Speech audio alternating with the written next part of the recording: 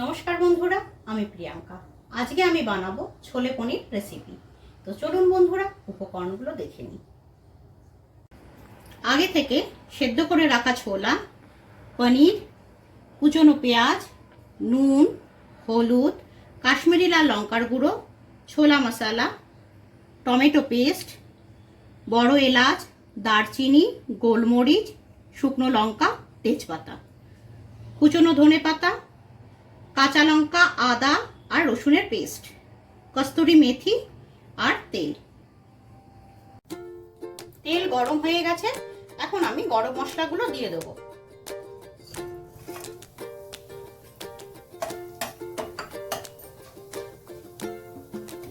এবার এতে কুচনো পেঁয়াজগুলো দিয়ে দেবো।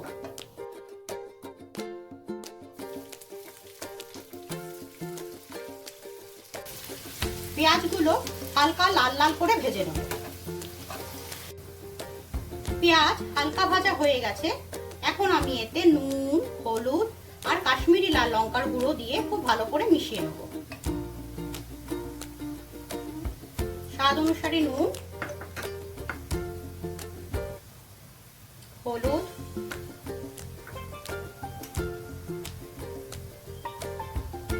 আর কাশ্মীরি লাল লঙ্কার গুঁড়ো দিয়ে এবার খুব ভালো করে মিশিয়ে নেব।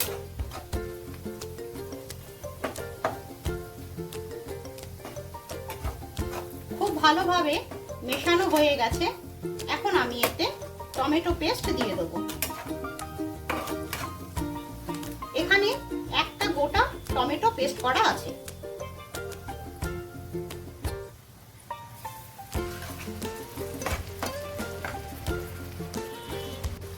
এখন আমি আদা, রসুন আর কাঁচা লঙ্কার পেস্ট দিয়ে খুব ভালো করে কষিয়ে নেব।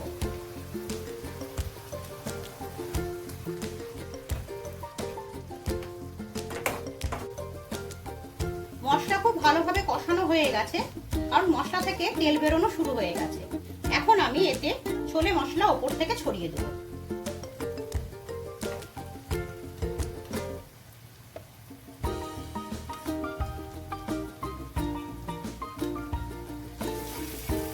খুব ভালো করে মিশিয়ে নেব। আগে থেকেই সামান্য নুন দিয়ে আমি ছোলা সেদ্ধ করে রেখেছি। খুব ভালো সেদ্ধ হয়ে গেছে। এখন আমি ছোলাগুলো দিয়ে দেবো।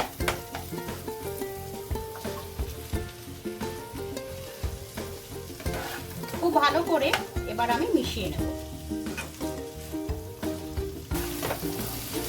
খুব ভালোভাবে কষানো হয়ে গেছে, এখন আমি ছোলা সেদ্ধ করা জলটা এতে দিয়ে দেবো।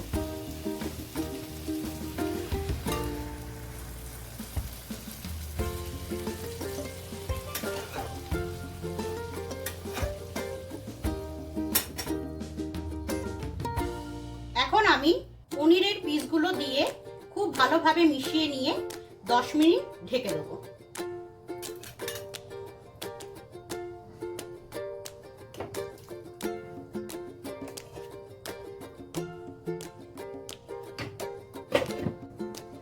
দশ মিনিট হয়ে গেছে, এখন আমি ঢাকাটা তুলে দেবো।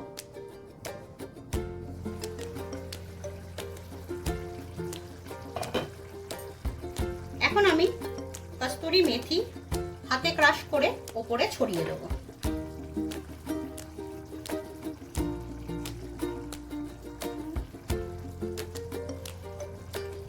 খুব ভালো করে এবার মিশিয়ে নেব।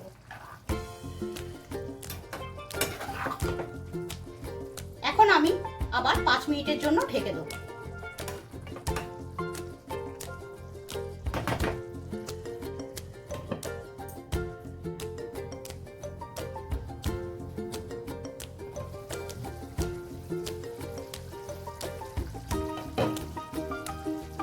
এখন আমি ধনেপাতা উপর দিয়ে ছড়িয়ে দিচ্ছি।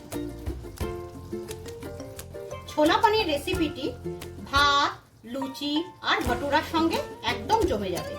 বন্ধুরা, আপনারাও একবার ছোলে পনির রেসিপিটি ঘরে বানিয়ে দেখুন।